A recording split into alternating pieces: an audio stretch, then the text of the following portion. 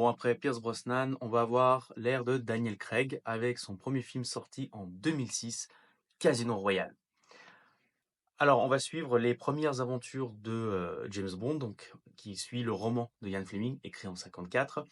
Donc, après avoir tué deux personnes sur commande et obtenu son matricule 00, James Bond se lance sur la trace d'un poseur de bombes et d'un tout un groupe terroriste, ce qui l'amène à tomber sur la piste de Le Chiffre, un banquier qui finance les organisations terroristes.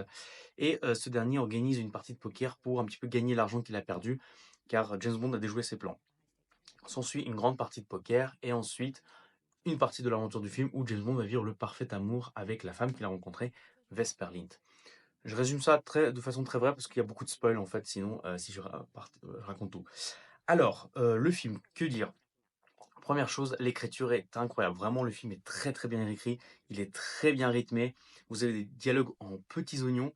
Ce qui aide le film, c'est qu'en fait, il est en trois parties. Vous avez un petit peu toute la première partie où James Bond est un petit peu, il mène l'enquête, il est en poursuite et tout. Vous avez toute la partie de poker qui se passe à Monténégro. Et ensuite, vous avez la dernière partie du film, je crois que c'est les 30-40 dernières minutes, où James Bond est en vacances avec Vesper Lynd. Donc, en fait, ça permet vraiment d'avoir un film très aéré, qui voyage beaucoup. Il y a beaucoup de choses qui se créent.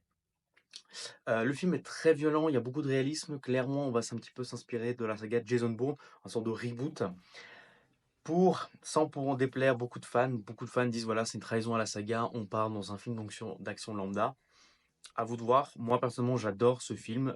Daniel Craig est très bon dans ce rôle. Eva Green est géniale. Judi Dench est, comme toujours, incroyable.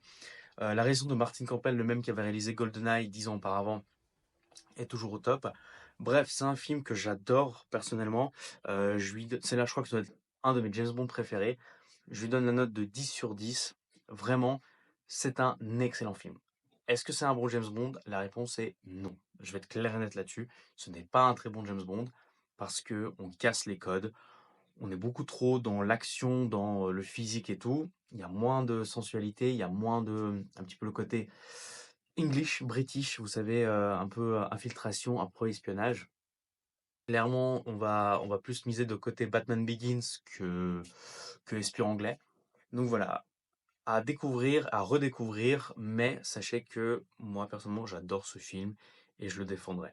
Donc voilà, n'hésitez pas à liker, à vous abonner et on se retrouve demain pour la deuxième film de Craig. Allez, ciao.